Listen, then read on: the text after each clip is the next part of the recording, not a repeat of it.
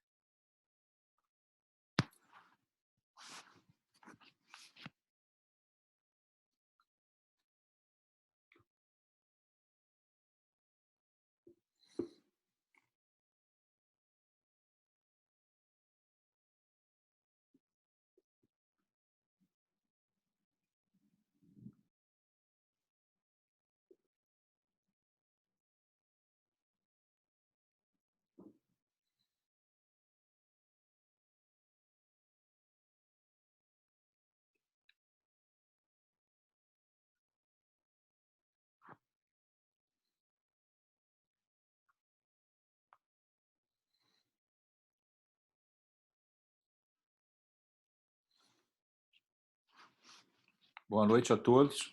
Estão me ouvindo? Sim, senhor. Obrigado, Cláudio. Espero que estejam bem, né? No meio dessa confusão toda aí da nossa variante. E aí a gente tem que continuar com as aulas remotas, né?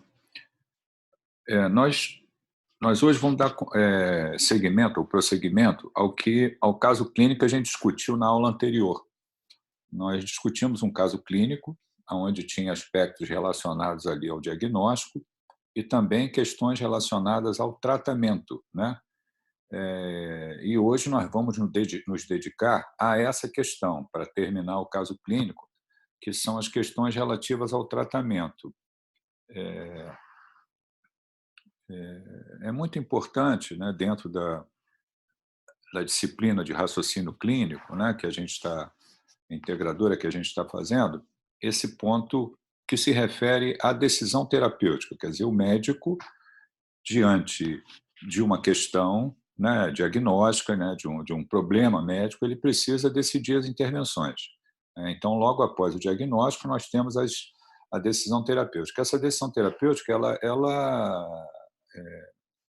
muitas vezes é muito mais difícil do que fazer o diagnóstico, porque nós vamos ter que decidir que drogas nós vamos utilizar, nós vamos observar como o paciente vai evoluir, nós vamos ter que, muitas vezes, pedir opinião de colegas de outras especialidades para ver o caso. Muitas vezes o doente não vai evoluir daquela maneira que a gente achou que fosse evoluir e a gente tem que mudar a nossa conduta. Então, é muito complexo, né, a decisão de tratar e o acompanhamento do paciente, né? Essa conduta ela pode ser modificada ao longo do tempo, de acordo com a evolução do paciente, e é muito importante que o médico exerça a sua atividade profissional, né, obviamente, né, quando ele está fazendo isso, e quanto mais, digamos assim, dedicação ele tiver ao caso, né, que ele está acompanhando, está decidindo as intervenções, né, estudando naturalmente, né, fica melhor para o paciente, para que o desfecho, para que o resultado final seja o mais apropriado. Então, nós vamos lá no caso clínico, eu vou compartilhar com vocês a tela, e a gente vai falar um pouco também, porque isso é necessário, né? Como eu já falei anteriormente, as decisões que a gente toma, elas são baseadas tanto para questões diagnósticas quanto para intervenção terapêutica, elas são baseadas em um armazenamento de dados, um estoque, né, de conhecimento que nós temos, que nós vamos lançar mão naquele momento para decidir o que que a gente vai fazer. Quer dizer, não pode ser na hora que eu estou atendendo o doente que eu vou estudar aquela patologia para decidir intervenção. Isso aí eu tenho que ter subsídios, eu tenho que ter substrato, eu tenho que ter um armazenamento de dados que me leve, naquele momento, a tomar a decisão apropriada. Então, vamos lá. Eu vou passar um pouco sobre essas questões também, enquanto eu estiver discutindo o caso, para que a gente entenda ali como que as coisas funcionam. Vamos lá. Vou compartilhar a tela e vocês me digam se estão vendo, e no final a gente vai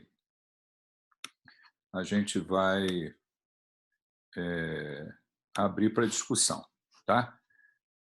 Bom, esse é o caso clínico. Vocês estão vendo o slide? Estamos sim, Sim. professor.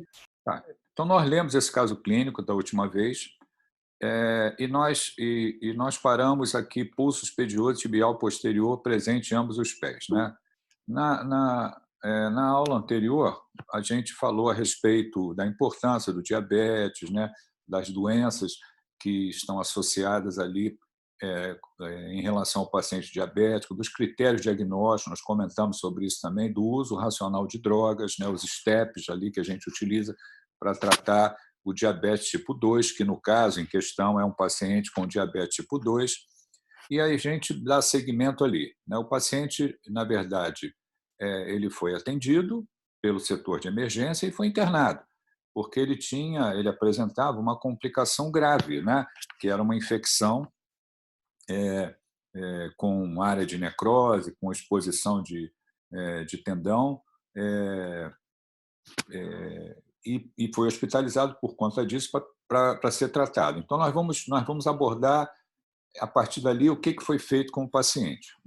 Vejam que ali, o colega já na descrição, ele coloca, na avaliação de outras complicações relacionadas ao diabetes mellitus, identificava a presença de retinopatia diabética não proliferativa moderada no fundo de olho e teste no monofilamento 10 gramas com múltiplos erros bilateralmente. Vamos lá. Aqui, voltando um pouquinho, na semana anterior, que o diabetes mellitus tipo 2 é comumente associado a comorbidades, anormalidades metabólicas, como hipertensão arterial, obesidade, lipidemia, inflamação, hipercoagulabilidade, disfunção endotelial. Esses pontos todos aceleram a aterogênese, que vocês vão ver que é importante nesse caso. Aqui a gente tem um corte de um vaso arterial, onde você tem ali a luz vascular, né? Você tem os elementos figurados, você tem a camada de músculo liso e você tem os adipócitos ali, que são as células gordurosas. No paciente que tem a sua condição normal, ou seja, ele não tem resistência insulínica, ao contrário, ele tem as células sensíveis à insulina, como está colocado ali, né? Você tem os níveis, né? Existe uma molécula produzida por essa célula gordurosa que é a adiponectina, que está elevada e também faz com que secreção de fatores vasodilatadores, como fator de relaxamento derivado do adipócito, esteja presente. Essas células adiposas perivasculares secretam fatores regenerativos, como o fator de crescimento do hepatócito, e modulam o nível de fatores pró-inflamatórios, como IL-6, fator de necrose tumoral e fator de atração de monócitos, que estão em níveis diminuídos, né? Então, eu tenho lá uma secreção elevada de adiponectina, a secreção de um fator de relaxamento, né? Que é derivado do adipócito, e tenho esses mediadores inflamatórios com níveis mais baixos. Quando eu tenho a resistência insulínica, ocorre ao contrário.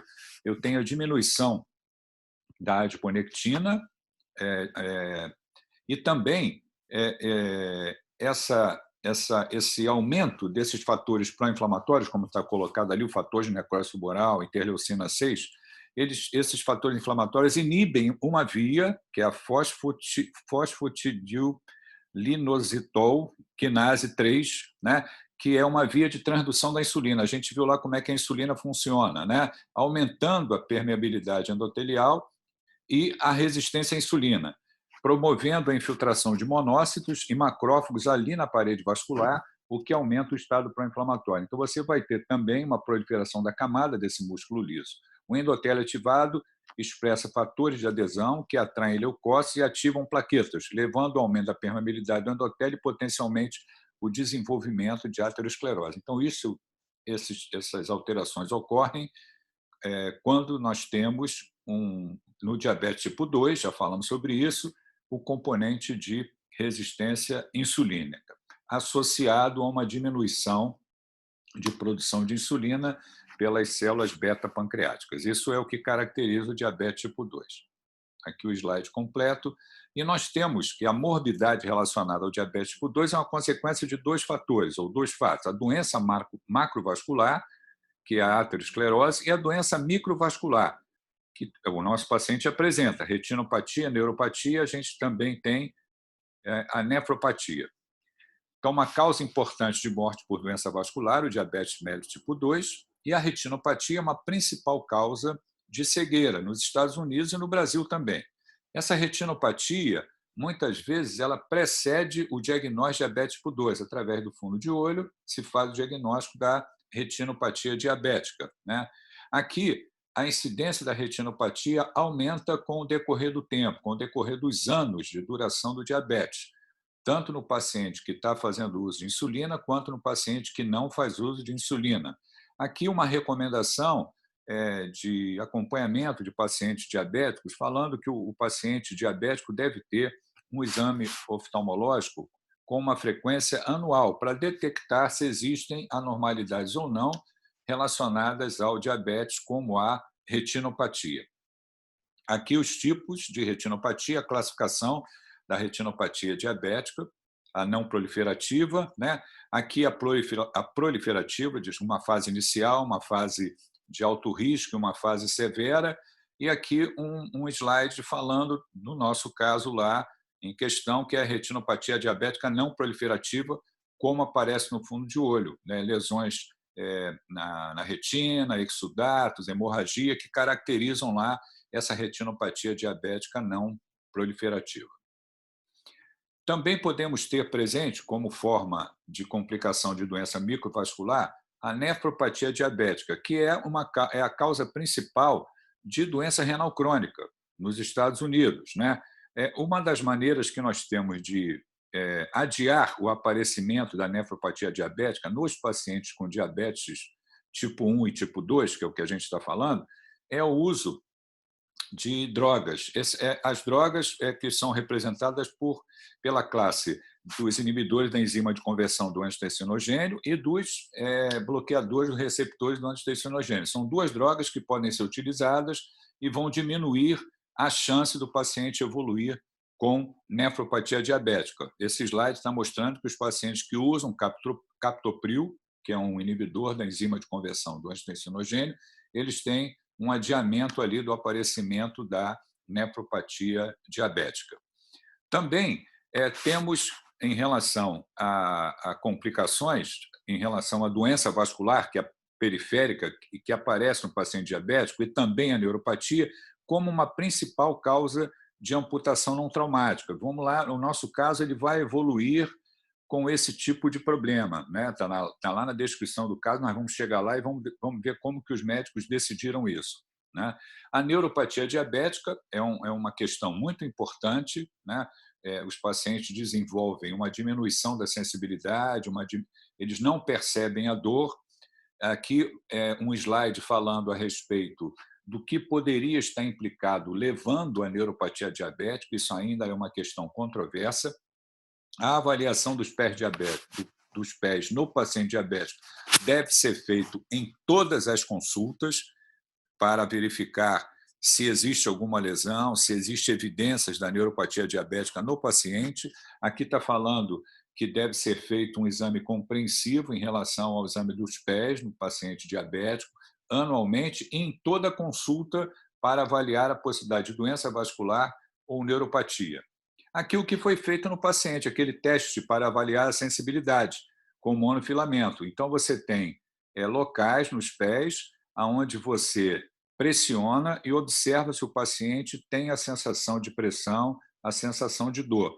A ausência desta sensação nos faz pensar ou nos faz fazer o diagnóstico da neuropatia diabética. Então, o nosso paciente apresentava isso, inclusive complicações, que foi aquela lesão extensa, com úlcera, com necrose, com exposição de tendão, com infecção, que fez com que ele internasse. Medidas preventivas em relação aos pés do paciente diabético. Toda consulta a gente deve orientar o paciente e a família do paciente que eles devem usar calçados apropriados, calçados que não determinem pressão, porque esta pressão, se for um calçado apertado, ele vai determinar a pressão, vai determinar uma calosidade, vai haver uma solução de continuidade, o paciente não vai perceber, porque ele não percebe a dor, vai haver o ferimento, a solução de continuidade, e logo a seguir a progressão com a infecção, tomando proporções graves, podendo levar ao paciente ser internado e ter a amputação do membro. Então, devemos nos preocupar com essas medidas preventivas. Usar calçados apropriados que não determinem lesões por pressão, não determinem calosidades que podem complicar no caso do diabetes tipo 2. Aqui falando que o controle da glicemia previne ou adia o aparecimento da neuropatia diabética. Então, obviamente, nós estamos tratando um paciente diabético, a gente quer que ele controle a glicemia, que ele caminhe para níveis adequados de níveis de hemoglobina glicosilada, nós já falamos isso na aula anterior também. Aqui uma lesão num paciente diabético, onde muitas vezes tem que ser feito o curativo, o desbridamento, né, para que essa lesão possa evoluir com melhora, para que ela possa cicatrizar. Muitas vezes nós vamos precisar de profissionais habilitados, tanto da área médica, né, colegas da vascular, equipe multiprofissional, enfermeiras também, que estão acostumadas a fazer esse tipo de curativos e acompanhar esses casos para que não progrida para uma lesão maior, com área de necrose, podendo levar à internação e amputação. A pergunta que deve ser feita quando o paciente desenvolve esse tipo de lesão é se ele tem também doença vascular, né? O paciente tem a neuropatia e também tem a doença vascular, então ele sempre deve ser avaliado quanto à presença ou não de doença vascular, né? Lembrar que a doença vascular associada à neuropatia representa a principal causa de amputação não traumática. Nós vamos examinar nossos pacientes, nós vamos palpar o pulso, ver se a amplitude está adequada, se não está adequada, mas muitas vezes nós vamos ter que lançar mão de exames complementares, exames de imagem. E aí entra o Doppler arterial para avaliar a vascularização arterial, se está adequada, se tem algum grau de obstrução ou não. Quem faz esse exame normalmente é o colega da imagem e principalmente o colega da cirurgia vascular. Então, o colega da cirurgia vascular muitas vezes vai ser chamado para avaliar se existe doença vascular presente ou não, doença vascular periférica presente ou não. Aqui tem um algoritmo, apenas para ilustrar, a partir de um artigo, que era de manejo de pés diabéticos, né? Como é que se conduz a úlcera nos pés diabéticos. Então, tenho lá, pulso palpável. Eu não palpei o pulso direito, então eu faço lá o Doppler vascular. Aqui é o Doppler, né, que normalmente é feito pelo colega da cirurgia vascular, e de acordo com a onda de pulso obtida, nós vamos caracterizar como um fluxo arterial normal, um fluxo com comprometimento da luz ou diminuição moderada ou severa, obstruindo ali o fluxo de sangue arterial. Lembrar que se eu tenho a doença vascular e eu tenho a neuropatia, quer dizer, eu tenho uma condição onde o paciente não percebe a dor, faz a lesão e também não chega a sangue por conta da doença vascular. Então, o somatório dessas duas possibilidades, quer dizer, a neuropatia mais a doença vascular, com certeza agrava a condição do paciente. Aqui, se a gente encontra uma doença vascular clinicamente significante através do Doppler, obviamente, o colega da cirurgia vascular vai avaliar para ver, inclusive, se existe necessidade de fazer uma cirurgia, um bypass, né? Ele pode fazer um bypass melhorando o fluxo de sangue para aquela região. Com o avanço da tecnologia, algumas vezes essas lesões podem ser tratadas, inclusive, por angioplastias. Então, eu tenho a angioplastia e eu tenho também o bypass que pode ser feito pelo colega da cirurgia vascular com a intenção de melhorar o fluxo arterial para aquela lesão. Por outro lado, se não tem obstrução arterial significativa, visualizado pelo Doppler, né? Mas o doente tem sinais de infecção, tem, além da celulite, pode ter osteomielite também, que a gente vai ver no nosso caso clínico, vai ser feito o uso de antimicrobianos, o debridamento, todo o cuidado necessário para aquela lesão poder evoluir com melhora de maneira resolutiva ou, caso isso não ocorra, discutir passos sequenciais que a gente vai ver no nosso caso clínico também. Bom, então vamos lá. O doente foi internado, os exames laboratoriais evidenciavam leucocitose, 21.000 leucócitos, proteína C reativa muito elevada e velocidade de hemossedimentação também bastante elevada. Então, eu tinha leucocitose, proteína C reativa elevada e também tinha um VHS elevado. Eu vou interromper aqui o compartilhamento só para perguntar a vocês, até agora, alguma pergunta que vocês queiram fazer ou que vocês não entenderam? Por favor. Professor, no caso de uma neuropatia junto com uma doença muscular, as meias de compressão poderiam auxiliar em alguma coisa? Retardar algum processo? Não, a meia de compressão para a doença arterial, ela não é indicada, ao contrário, é contraindicada. Talvez vocês tenham doença venosa, insuficiência venosa crônica, ou doente com edema, que aí você pode lançar mão de meia de compressão elástica para facilitar o retorno venoso. Mas quando a gente está raciocinando com doença arterial, é o contrário. Se eu coloco alguma compressão, eu posso dificultar o fluxo de sangue para aquela região. Entendeu, Natasha? Bom, obrigada. Nada. Mais perguntas, por favor. Eu queria ouvir de vocês o seguinte: o paciente internou com leucocitose, com proteína C reativa elevada e com VHS elevado.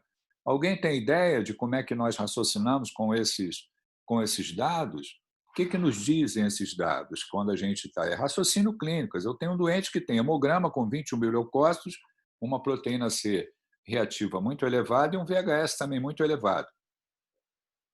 Processo inflamatório e infeccioso muito grande? Isso. Em princípio, eu estou diante de um processo inflamatório, provavelmente relacionado a um quadro infeccioso. Ok? A proteína C reativa, ela é um biomarcador. Ela se eleva quando a gente tem um quadro inflamatório. Muitas vezes, ela se eleva por conta de um quadro inflamatório relacionado à infecção. A gente tem que ter cuidado com a proteína C reativa, que ela é muito sensível e pouco específica, né? Então, ela se eleva quando eu tenho quadro inflamatório e eu preciso saber se tem relação com infecção ou não. E nós podemos acompanhar a evolução do paciente. Eu vou tratar o doente, vou ver o que acontece com o hemograma, vou ver o que acontece com a proteína C reativa. Na medida em que a infecção melhore, o que eu espero com o número de leucócitos que estão elevados? Que eles diminuam. O que eu espero que aconteça com o nível da proteína C reativa? Com o tratamento, se tem uma resposta favorável, que diminua também. O VHS é um outro parâmetro que também nós podemos utilizar para avaliar quadro inflamatório. No dia a dia, nós usamos pouco, né? A gente usa mais a proteína C reativa do que o VHS. Quando o VHS está muito elevado, como é o caso em questão, isso abre a possibilidade de alguma outra patologia associada àquela que a gente está pensando, quer dizer, um quadro de maior gravidade, né? Que no caso clínico em questão, a gente também já vai ser colocado. Mais alguma pergunta? Não? Vou voltar lá, vou compartilhar. Vamos prosseguir, então. Está aqui. Aqui. O exame laboratorial, já falei, né? Iniciado o manejo para infecção de pé diabético. Bom, antes disso, vamos lá. Está aqui o pé do paciente. Ó. É uma infecção grave com área de necrose com exposição de tendão. O que os colegas fizeram? Né? Iniciado o manejo para infecção de pé diabético com desbridamento cirúrgico, coleta de secreção para cultura, antibioterapia empírica com ampicilina sulbactam por 14 dias. Vamos aqui mais uma vez interromper o compartilhamento. Vocês sabem o que é ampicilina sulbactam?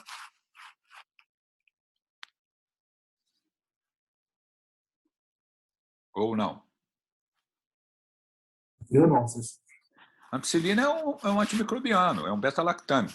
Então, veja só, o colega, nesse momento, ele está internando o doente, né? E essas providências são tomadas ali na hora da internação. Eu estou mandando internar o doente e eu vou fazer uma prescrição, né? Eu vou ali anotar os dados da história, exame físico, questão do diagnóstico e conduta terapêutica. Isso vai acabar, naquele mesmo momento ali, fazendo uma prescrição. E se eu estou diante de uma infecção, eu tenho que tratar essa infecção. Vou colher material para a cultura e vou iniciar um esquema antimicrobiano empírico. Lá na frente eu vou ter resultado da cultura, mas eu preciso decidir qual antimicrobiano eu vou prescrever. Então, esse tipo de atitude ela é tomada ali pelo médico que está internando o doente, que está decidindo a intervenção terapêutica. Veja bem, isso está dentro da decisão que o médico tem que tomar. Ampicilina é um beta-lactâmico e sulbactam é um inibidor da beta-lactamase. Então, quando você associa ali um beta-lactâmico com o inibidor da beta-lactamase, você amplia as possibilidades, amplia o espectro dessa cobertura antimicrobiana. E uma questão a ser colocada é que antimicrobianos eu decido ou eu escolho para tratar uma infecção num pé diabético, né? Então, está apropriado ou não está apropriado? Isso a gente também tem que saber. Naturalmente, eu até posso consultar, mas veja bem, pelo menos as doenças que eu vejo mais comumente, né?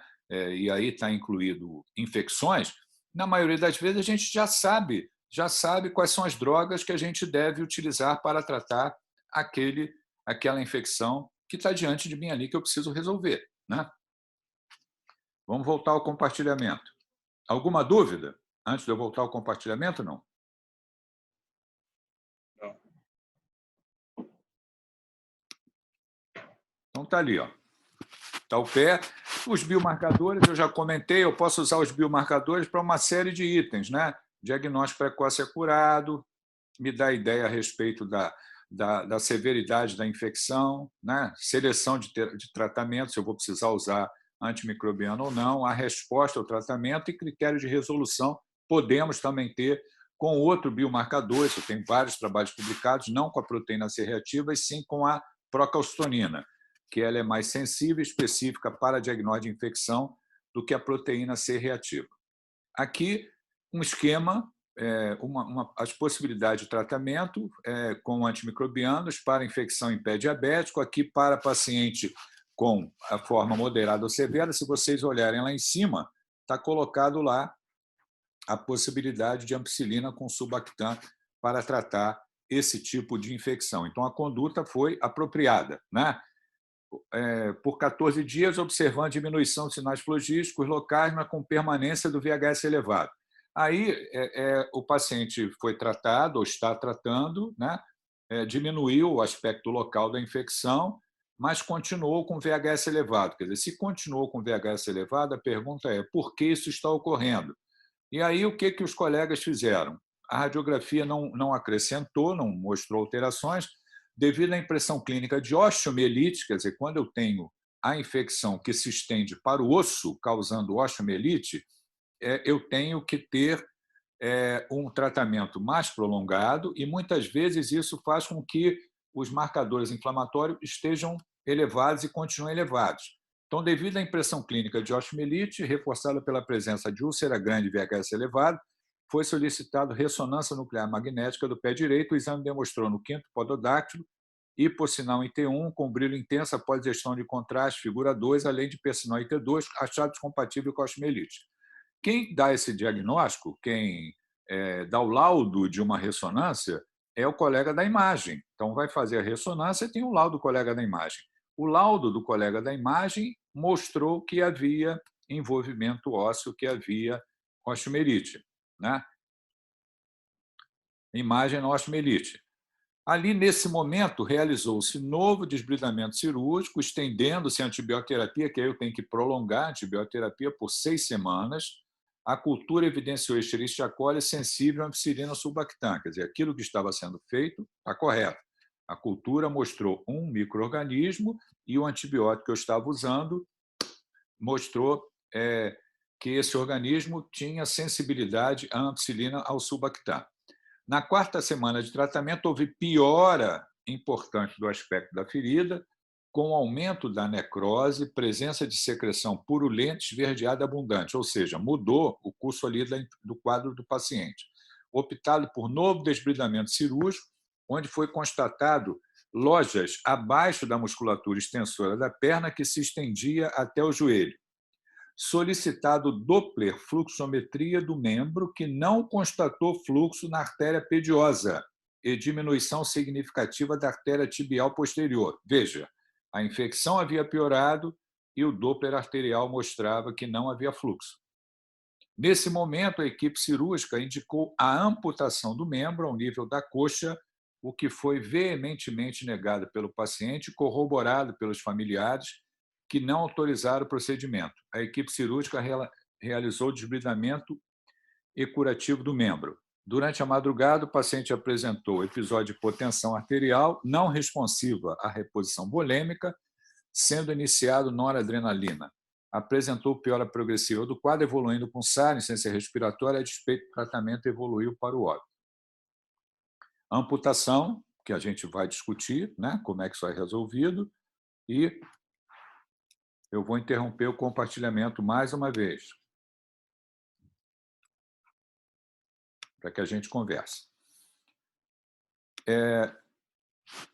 Vejam só, quando piorou o doente, e que apareceram lojas, né, secreção esverdeada, e se pediu Doppler, mostrou que não havia fluxo, havia obstrução arterial. A gente comentou isso ali um pouquinho atrás, quando a gente falou do Doppler, né?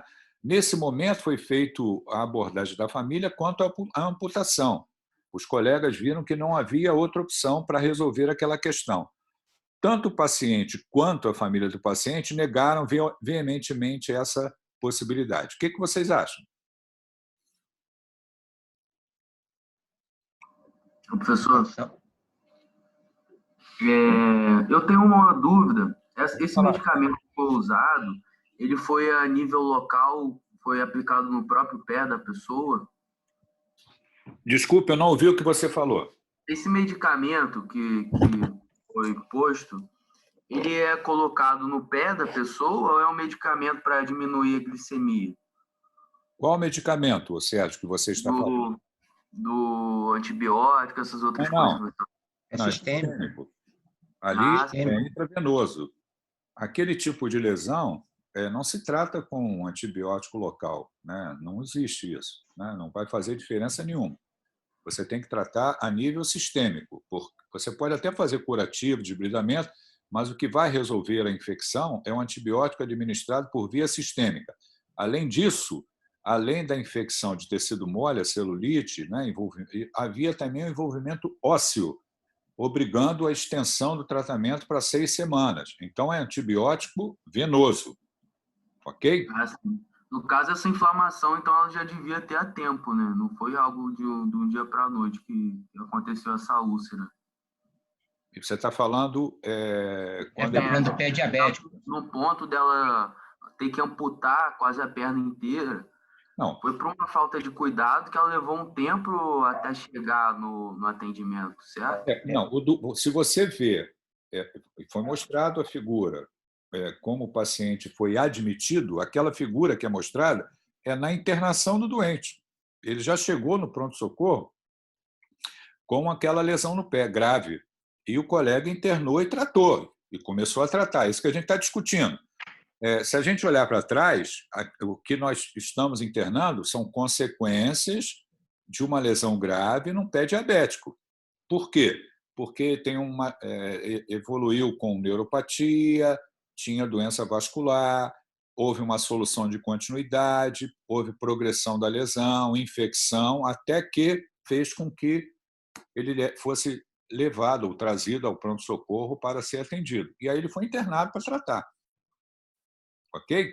Então, já havia um tempo de evolução daquela lesão até que ele foi internado. Depois da internação, as medidas foram tomadas. Desbridamento, curativo, uso de antimicrobiano, tudo isso foi feito, né? A verificação da extensão da infecção para a infecção óssea com osteomielite através da ressonância, o diagnóstico foi feito também. Pode falar. Entendi. Não, essa questão da já complicou, né? Por ter que amputar. Oi?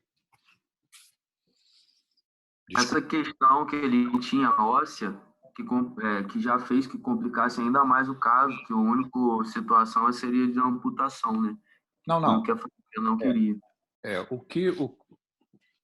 Sérgio, o que levou os médicos a decidir a amputação não foi o diagnóstico de osteomielite, não é isso. O diagnóstico de osteomielite não indica amputação. O diagnóstico de osteomielite indica que existia uma forma, digamos assim, mais grave da infecção, e isso é igual a estender a antibióterapia por 6 semanas. O que fez os médicos decidirem pela amputação foi, ali a nível local, a infecção passou a ter um aspecto de piora, com lojas, com secreção esverdeada, e foi feito um Doppler mostrando a ausência de fluxo. Naquele momento que foi feito o Doppler, mostrando que havia obstrução do fluxo arterial. Então, eu tenho o seguinte problema, uma infecção que eu já estou tratando, ela não está melhorando, ao contrário, ela está piorando, né? E agora está sendo mostrado, através de um exame de imagem do Doppler vascular arterial, que não tem fluxo. Então, como que eu vou resolver uma infecção que está piorando, que se estendeu, que piorou, que está com loja, secreção esverdeada, né? Apesar dos curativos que estavam sendo feitos, e com ausência de fluxo arterial? O antibiótico não vai chegar, né? Oi? Não, é que acontece que nesse não chega ali, né? Entendi, professor. O Doppler... O sangue não chega naquela região. Para que haja melhora, precisa que o sangue chegue naquela região. Se o sangue não chegar, não adianta, né? Eu não tenho como vencer a infecção. Agora, deixa eu te fazer uma pergunta. Se desde o início lá, se a gente fizesse um Doppler, e vamos dizer que eu já conseguia ver que não tinha fluxo, estava com ausência de fluxo, eu já poderia solicitar uma amputação ou eu poderia até conseguir reverter isso com a solução medicamentosa? Sérgio, é difícil decidir, Sérgio. Medicina é difícil. O que você tem que ver, no primeiro momento, se você detecta a infecção mais o comprometimento arterial, o que você vai conversar com o colega da vascular é se existe alguma intervenção a ser feita pela vascular para melhorar o fluxo de sangue. Isso pode ser feito e eu continuo ou dou andamento ao tratamento da infecção, fazendo curativo, desbridamento, usando antibiótico. Só que o vascular vai entrar e tentar melhorar o fluxo arterial, ou vai fazer um bypass ou vai fazer uma angioplastia. Isso talvez pudesse ter sido feito lá atrás, no nosso caso, que a gente está conversando. Agora, depois que piora, que o doente, o quadro clínico fica comprometido, o aspecto local fica péssimo, e naquele momento eu tenho um Doppler arterial mostrando que ausência de fluxo, mesmo que eu intervenha com o colega da vascular no fluxo arterial, eu não vou mais resolver mais nada, não tem mais como mudar o curso ali. Por isso é que acaba se indicando a amputação. Entendeu? Professor, obrigado. Havia situações, professor, que a amputação realizada nesses pacientes assim, o paciente tem uma melhora evolutiva bem considerável. Não entendi, mas não foi feita a amputação, o doente morreu. Não, nesse caso aí não foi feito. Mas os médicos, para chegar numa decisão dessa, porque eles vão levando até o final, tentando salvar o membro do paciente. Lógico. Aí, chegando a essa solução aí, porque, teoricamente, seria, nesse momento, a decisão mais viável para manter a vida do doente. Tanto é que o membro causou, vamos dizer, que ajudou nesse processo de óbito dele. Se não fosse feita a amputação, o doente iria piorar e morrer, foi o que aconteceu. Agora eu pergunto a vocês, o médico conversou sobre a amputação, a família, o paciente negou e a família também se colocou contra. Isso está baseado em qual princípio da bioética? Autonomia. Autonomia. Quais são os outros princípios da bioética?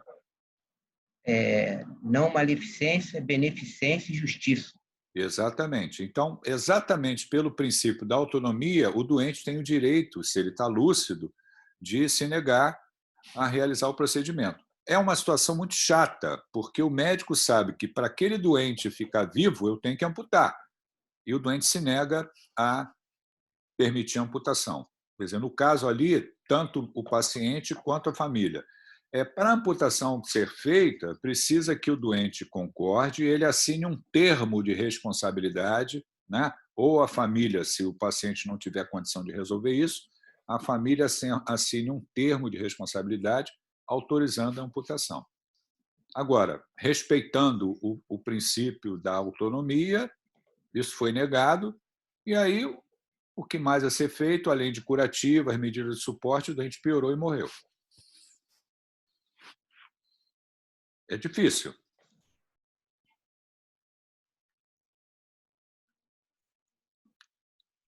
Imagina... Professora, eu tenho uma dúvida. Dá licença. Quando, tipo assim, fugindo um pouco desse caso clínico, sem ser aquele pé necrosado que o senhor mostrou, com aquele osso exposto e tal, num pé diabético, assim, normal, mas sem lesão e com presença dessa isquemia, com a diminuição do fluxo sanguíneo, teria alguma intervenção para melhorar esse fluxo sanguíneo sem intervenção cirúrgica? Porque eu já vi casos de prescrição de AS. Não, você pode lançar mão de algumas drogas. O AS é para inibir a adesividade plaquetária, né? A curto prazo, isso não mudaria nada, né? O que eu acho, Natasha, você que está perguntando, né? É que essa orientação ela deve ser... Eu posso optar por tratamento com drogas, né? Se eu não vejo, naquele momento, uma intervenção de um bypass ou uma angioplastia que vai fazer a diferença, ouvindo, naturalmente, o colega da vascular. E observar a evolução do caso, né? O doente tem que ser acompanhado, vai ser feito ali o tratamento da infecção local, né? Mas se você tem o comprometimento do fluxo arterial, com certeza fica muito mais difícil aquela lesão cicatrizar de forma adequada. Professor, eu ainda estou um pouco confusa quanto ao caso clínico, quando que foi diagnosticado ou ficou suspeito a presença da osteomielite no paciente? Foi quando os valores da velocidade de hemossedimentação permaneceram elevados ou foi no exame de imagem? Eu fiquei um pouco perdida. Não. Vamos lá. O que acontece é o seguinte, a lesão era grave, isso era visível, né? Exposição de tendão, área de necrose, foi feito ali o desbridamento. Na entrada, lá atrás, ele se refere que a radiografia foi normal. Isso é um problema, porque muitas vezes na osteomielite, a radiologia é normal, não mostra imagens sugestivas ou típicas de osteomielite, né? O que chamou a atenção do médico é que houve melhora dos sinais flogísticos. E o que é melhora dos sinais flogísticos? Melhora do aspecto local da infecção, ali com antibiótico e com os curativos. Mas o marcador inflamatório continua elevado, o VHS continua acima de 100. Então, como a radiologia era normal, o que eles fizeram? Pediram a ressonância nuclear magnética, que ela é mais sensível para fazer o diagnóstico de osteomielite do que a radiologia convencional. E aí foi feito o diagnóstico através da ressonância. Qual é a implicação disso? Eu tenho que estender o tempo de uso do antimicrobiano para 6 semanas. Só que nessa progressão, a doença se agravou e essa questão aí de ausência de fluxo e indicação de amputação. Mas o que fez o diagnóstico, na verdade, o que confirmou o diagnóstico, foi a ressonância nuclear magnética, o exame de imagem. O que fez o médico suspeitar dessa possibilidade foi ter havido melhora de aspecto local e o VHS continuando elevado. Ok? Entendi, obrigada. Então, veja bem, a gente está discutindo conduta. Olha quanta coisa ao longo ali da evolução do doente tem que ser ajustada, né? Exames complementares, anormalidades que são encontradas, requisição de opinião de especialista, curativos, observar como que o doente está evoluindo, acrescentar mais dados, acrescentar mais exames para poder decidir. Quer dizer, a decisão de tratar e o acompanhamento do tratamento requer muita habilidade, requer muita competência, né? Isso é que se exige do médico, né? Ele está tratando, então ele vai ele vai decidindo o que é melhor para aquele paciente naquele momento e ajustando e modificando de acordo ali como o paciente está evoluindo. Não é simples, é complexo, mas vocês vão aprender isso, vocês estão fazendo curso médico exatamente para isso, né? Para ter essa competência de poder decidir intervenções terapêuticas. Professor, Fala. ali poderia, já que a osteomielite ela foi detectada depois do exame de imagem, será que não poderia ter associado um outro antibiótico ali para tratar também isso? Não, porque a ampicilina sulbactam ela tem boa concentração óssea. E a bactéria que foi isolada estava sensível à ampicilina sulbactam. Então, não precisava trocar um antimicrobiano, não. Ok? Mesmo não fazendo uma biópsia do osso? No caso ali... Não há necessidade da biópsia porque foi isolado a bactéria na cultura e o diagnóstico já havia sido feito pela ressonância. Então, não tinha necessidade de uma biópsia de osso para detectar micro-organismo na cultura, porque eu já tinha cultura colhida previamente, mostrando se ele se acolhe sensível à ampicilina sulbactam. Mas o teu raciocínio não está errado, só que ele não se aplica ao caso como uma medida que talvez, digamos assim, fizesse com que o doente tivesse outra evolução. Professor, não foi o caso desse caso clínico, mas depois da amputação, a gente continuaria com antibiótico ou já resolveria tudo? Quando faz a amputação? Uhum. Mantém o antibiótico, obviamente tem que manter, por um período adicional. Mas você está tirando o foco da infecção, obviamente, quando você faz a amputação, né? Então fica, digamos assim, mais fácil, ou você dá uma chance ao paciente de ficar vivo, né? E controlar a infecção. Mas o antibiótico é mantido por mais um período. E nesse caso do paciente diabético, o antibiótico não mexeria nessa glicemia dele, não? Não alteraria alguma coisa? Não. Não. Se a gente voltar... Uma coisa que eu falei na outra aula, vou repetir agora. O controle da glicemia no doente com infecção, dentro do ambiente hospitalar, é sempre feito com insulina regular. Então, todo esse processo aí que a gente está discutindo, sendo um paciente diabético, e por isso que ele fez essas complicações todas, durante toda a internação é feito o controle da glicemia e a insulina que é utilizada é a insulina regular. Entendi, obrigada. Professor, pergunta meio idiota agora. No início a gente tinha uma dosagem de antibiótico. Depois que amputa, eu mantenho essa dosagem ou tem alguma alteração? É a mesma dosagem, que é continuada. Continuada. Isso, a mesma dosagem.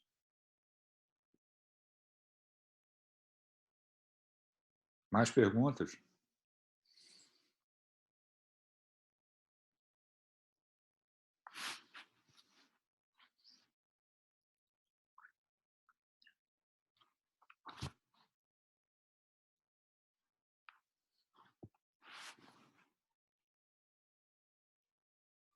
Eu sou intensivista.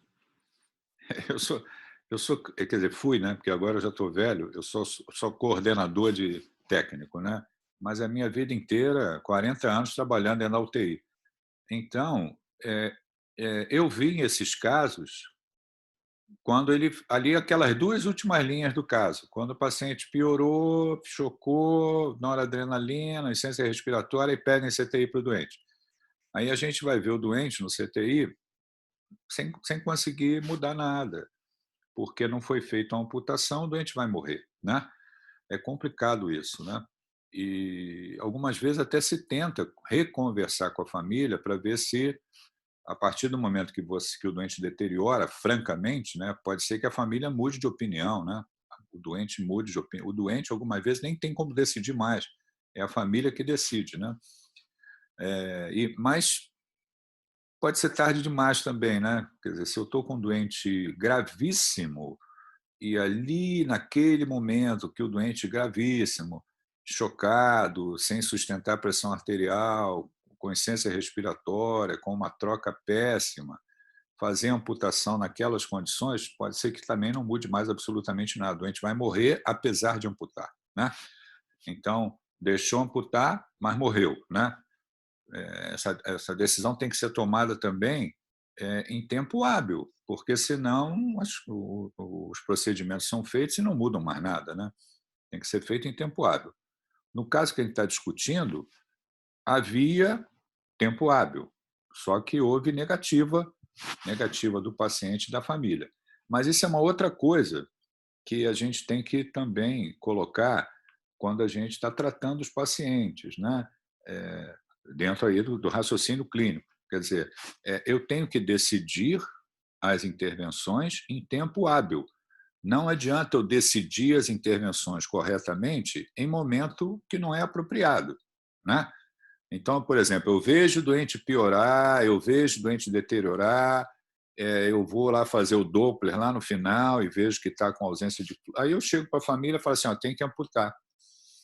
Aí a família vai assim, mas doutor, se o senhor está achando que tem que amputar, por que o senhor não falou sobre isso há 2 dias atrás? Né? Talvez ele tivesse condição de ficar vivo. Agora ele vai ficar vivo se amputar? Quer dizer, a família também ela tem todo o direito de te questionar, né? Então, vou repetir, nós temos que tomar decisões apropriadas em tempo hábil. Não adianta só tomar a decisão apropriada. Tem que fazer isso, mas em que momento você está tomando essa decisão? Ela tem que ser num momento adequado, porque se você tomar a decisão correta em momento que não é adequado, você não muda nada, você perde o doente do mesmo jeito. Então, isso é uma arte também, isso é uma competência. Eu preciso pensar no que é correto e decidir no tempo adequado, porque se eu não decidir no tempo adequado, eu não estou beneficiando o paciente. Ok? Professor, com sua experiência, assim, você acha que o médico, no início, muitas das vezes, pode ser que ele não tenha deixado bem claro o que poderiam acontecer com o paciente, por exemplo, de que isso de amputar nunca poderia ter acontecido e quando ele fala que tem que amputar, pega a família de surpresa. Você acha que pode acontecer muito isso? É a falta também de convencimento ali do médico e às vezes deixar isso muitas vezes em aberto para que ele tenha isso no leque dele ali, que ele possa falar alguma hora com a família e realmente convencer que aquilo é o melhor para o paciente? Ô, Sérgio, a relação médico-paciente tem que ser uma relação transparente, uma relação baseada na verdade, e o médico tem que dizer o que está acontecendo, né?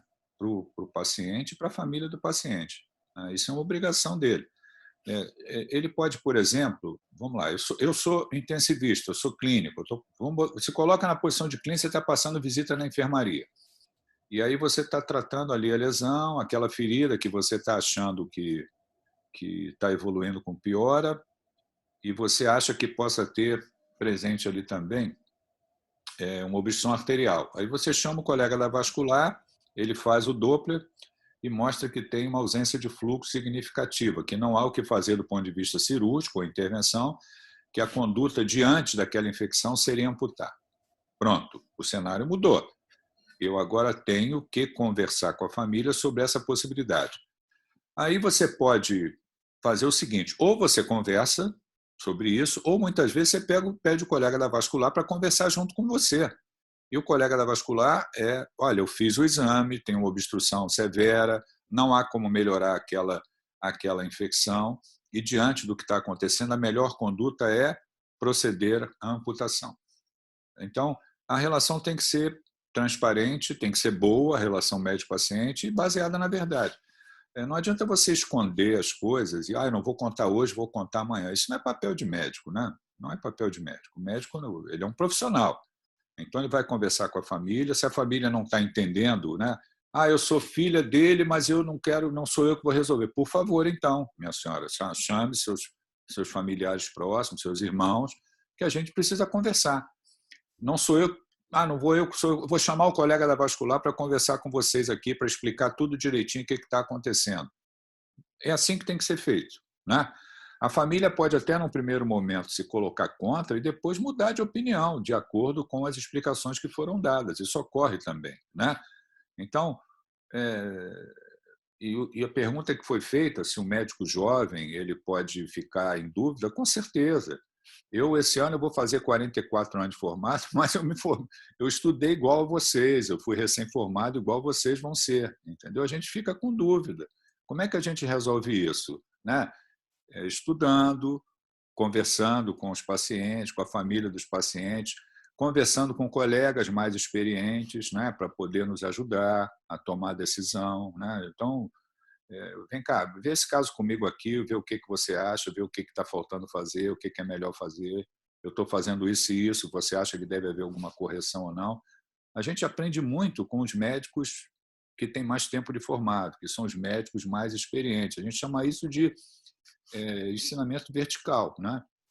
Você tem isso é uma característica da atividade profissional do médico. A gente aprende com os colegas mais experientes como que deve ser feito. Né? Isso ocorre no internato, isso ocorre na residência médica e isso ocorre na vida profissional. Né? A gente não pode ser, eu agora estou com o meu CRM, eu vou resolver tudo, eu que decido tudo. Não é, a gente tem que ser humilde. Medicina é difícil, né?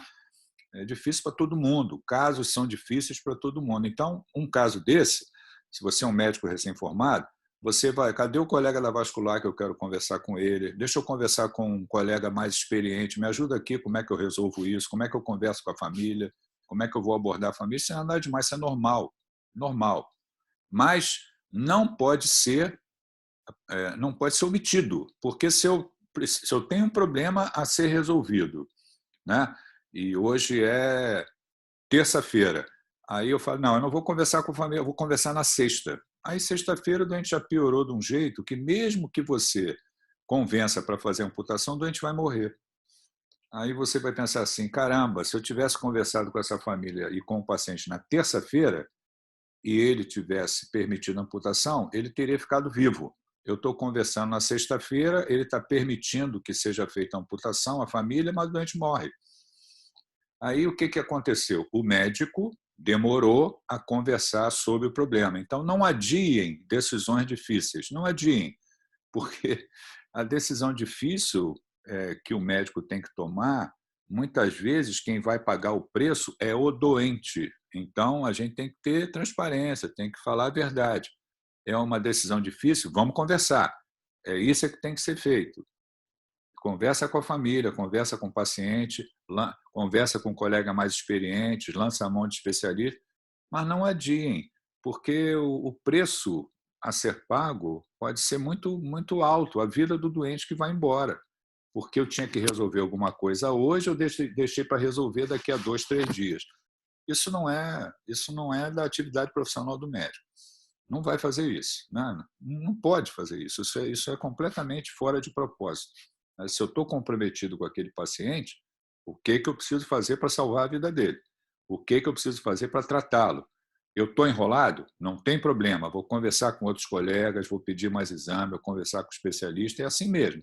Mas eu vou ficar envolvido, comprometido. Isso chama-se comprometimento. Comprometimento é uma atitude individual frente ao paciente. Você está escolhendo uma profissão que tem que haver comprometimento. Se não tiver comprometimento, nada vai funcionar direito. Eu vou fazer tudo superficialmente, tudo superficialmente. Vai parecer que eu estou aqui no celular olhando o zap. Não estou resolvendo nada de importante. Agora estou com um doente na minha frente? Não. Eu tenho que estar comprometido. É assim que a medicina funciona. E é isso que o paciente espera de você. Comprometimento com o caso dele para poder ser resolvido. Se o doente morreu, né, e muitas vezes, imagina, eu trabalho em CTI, de cada 100 pacientes que internam, 15 morrem. Agora vocês veem aí com a Covid, de cada 100 pacientes entubados que vai para o ventilador, que internam no CTI que é entubado, 80% morrem. Olha que situação dramática, né? Então, a família tem que saber que está sendo feito tudo para salvar a vida daquele paciente. E ainda assim não dá certo. Não dá certo. O médico tem que ter tentado tudo. E ainda assim não dá certo. A doença é muito grave. A medicina não é fácil. É difícil. É difícil e exige comprometimento. Mais perguntas, por favor. Professor, num contexto de SUS, esse exame Doppler arterial que você tinha comentado, ele estaria disponível também? Sim, porque os hospitais do SUS, os grandes hospitais, né, eles têm o serviço de cirurgia vascular. E o serviço de cirurgia vascular, todos têm Doppler, né? Se não tem no serviço de cirurgia vascular, tem no setor de imagem. O setor de imagem também tem o Doppler, né? Tem ultrassom, Doppler vascular no setor de imagem. Você não vai achar Doppler numa UPA. UPA não vai ter Doppler nunca, né? Mas dentro de um hospital existe o setor de imagem e muitas vezes existe o setor de cirurgia vascular, onde você tem acesso aos exames. Tá bom, obrigada. Nada. Professor Afonso, às vezes eu trabalho em UTI também, eu sou fisioterapeuta, e às vezes eu vejo uma certa dificuldade de chegar até o familiar quando o familiar não aceita o que o médico está falando. Eu acho que é um momento muito difícil, né? Tem alguma forma de tentar melhorar esse impasse pela sua experiência? Não aceita como? Explica melhor, Reinaldo. Sim.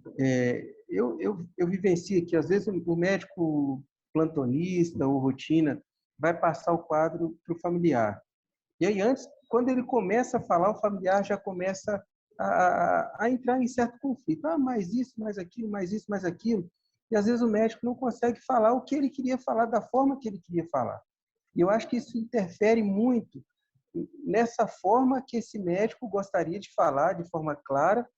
E aí eu acho que isso acaba atrapalhando essa conduta médica. Então, o que eu perguntei assim, mediante a sua experiência dentro da terapia intensiva, existe alguma forma de tentar burlar isso?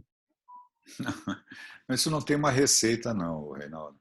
Não tem. As famílias são diferentes, os doentes são diferentes. Às vezes você fala uma coisa para uma família, ela recebe de um jeito, fala para outra família, recebe de outro jeito, né? Ninguém gosta de receber notícia ruim. Imagina, ninguém gosta. Você está lá com seu irmão internado no CTI e aí você vai lá fazer visita, conversar com o médico e o médico te dá uma notícia péssima sobre a evolução do seu irmão. Ninguém gosta disso, né? Ninguém gosta. Isso é da natureza humana, mas tem que ser conversado de uma maneira aonde o médico vai dizer para a família naquele dia ali da visita, naquele momento, o que está acontecendo com o doente, né? E também tem que ser de uma forma compreensível. Quem me perguntou foi o Reinaldo, né? Não foi isso? Isso, Reinaldo. Sim. Foi. O que eu fiz a minha vida inteira, o Reinaldo? Procurei fazer, né? Muitas vezes a gente tem que dar notícia ruim, mas eu não deixo ir embora nunca a possibilidade de melhora ou a esperança. Entendeu? Eu estou fazendo isso, as chances, se eu escuto da família, as chances, doutor, ele vai morrer. Eu falei, olha só, a gente não está aqui para fazer diagnóstico de que ele vai morrer, nós estamos tratando, vamos observar para ver se ele apresenta alguma melhora. Eu só acho que ele possa melhorar? Eu acho difícil, mas nós estamos adotando medidas para que isso possa ocorrer. Quer dizer, eu estou falando que é ruim, eu estou falando que é grave, eu estou falando que piorou, eu estou dando notícia ruim, mas eu estou abrindo uma janela ali para a possibilidade de uma luz no fim do túnel. Eu sempre fiz isso, né? E não estou falando nenhuma mentira, eu estou falando a verdade, né? Estou falando a verdade. Mas é uma maneira de você conversar com a família, ela receber uma notícia muitas vezes que não é uma notícia boa, uma notícia ruim, mas ela está te olhando, ela está acreditando em você, você que está tratando do familiar dela, e ela está percebendo que você está procurando fazer tudo para que possa ver uma luz no fim do túnel, entendeu? Isso é uma arte, isso não é uma receita de bolo. Você vai conversar com vários médicos e vai ver que cada um faz de um jeito. O colega da fisioterapia, que convive com isso dentro do CTI, deve assistir isso. Tem médico que fala de mais, tem médico que fala de menos, tem médico que tem cara boa, tem médico que tem cara ruim, e aí por aí vai. Então, como é que a gente resolve isso? Tem que falar a verdade, e de uma maneira que a família entenda, mas sempre dá lá, durante essa entrevista, a possibilidade, mesmo que seja remota, de alguma melhora, uma luz no fim do... Todo mundo está preparado para ter a verdade, né? E É, tem- conhecer a verdade de uma forma adequada é o manejo diário que cada profissional vai ter, porque isso aí, ser humano é complicado, né? Por isso que a gente fala que a medicina é um misto de ciência e arte, né? Ciência porque tudo que a gente está falando, está fazendo, está prescrevendo, está adotando como intervenção, tudo isso é baseado na ciência. Ciência, né? São publicações científicas, recomendações que a gente está ali utilizando ali na nossa prática, né?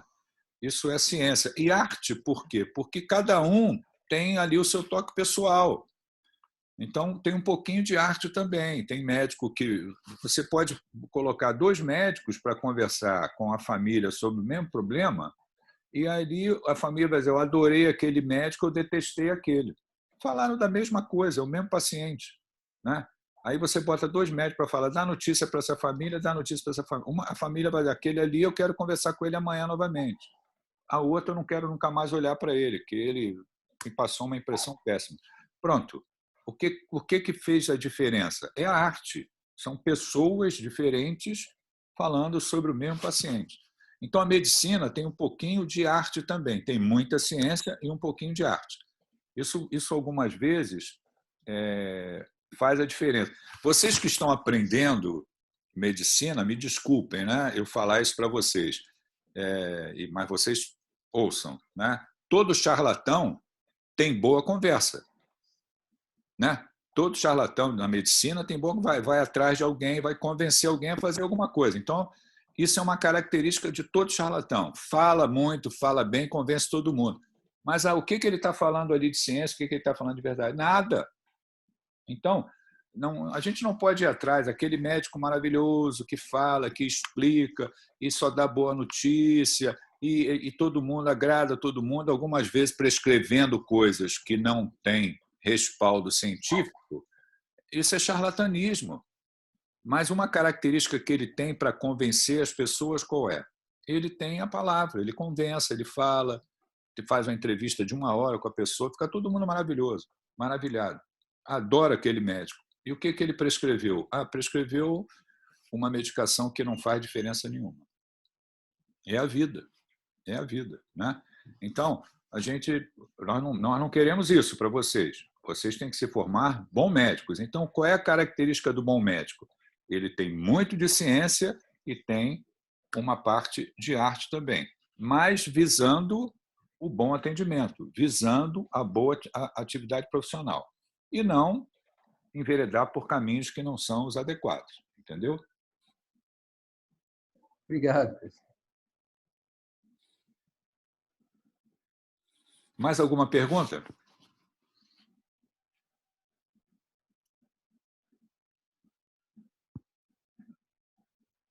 Não? Então, eu vou pedir para vocês botarem presença e pode sair de sala, tá ok? Um abraço para vocês aí. Continue se protegendo, hein? Tá? Obrigado pela aula, professor. Um Um abraço. abraço para vocês, tá? Obrigado, professor. Boa noite aí. Boa noite. É Boa noite, professor. só botar a presença e sair, tá? Um abraço.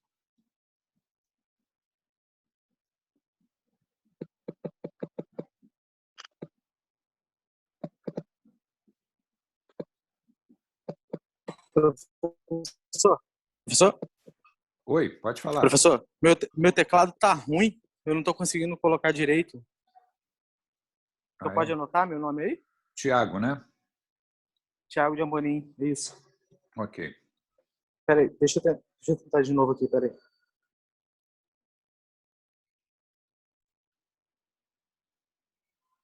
Professor, Fala, Cláudio. o senhor teria, assim, a disponibilidade, não sei como é que é a metodologia do senhor, porque eu estou começando aqui agora na faculdade, esses slides que o senhor apresenta, o senhor coloca no portal também? Como é que funciona isso? Não, a aula agora vai lá para o AVA. Vai gravada para o AVA. Vou gravar a aula e vou botar lá no AVA. Tá bom? Ah, tá. Porque no meu AVA aqui só aparece a primeira aula que o senhor deu. Mas essa é a e segunda. não tem slide. Essa, no caso, é a segunda. É. Ah, tá. E a primeira não apareceu os slides. Não, mas tem slide, sim. A primeira É, aula né? tem slide. É só você andar um Então, pouco, que tem ali às vezes fica gravando sem ainda estar iniciado, entendeu? Que quando você abre o sistema, ele já começa a gravar. Ah, tá. Eu só não mando os slides separados, não. Fica Não, não. Bota o cursor, anda com o cursor um pouco e você vai ver lá a aula prontinha, a aula pronta. Ah, tá certo. Fica junto com a aula, então, no caso. Isso, isso. Tá, joia. Tá, obrigado, então. Nada, Cláudio. Um abraço. Obrigado pela aula.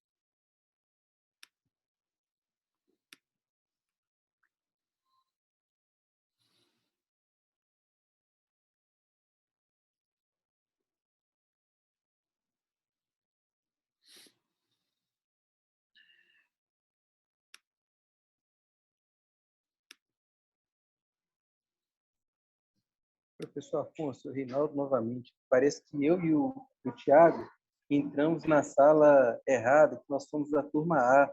Tem algum problema? Nenhum problema. Nenhum. Tá, desculpe, viu? Está tranquilo. Agora Nenhum o problema. pessoal da turma avisou aí. Obrigado. Boa Nada. noite. Nada.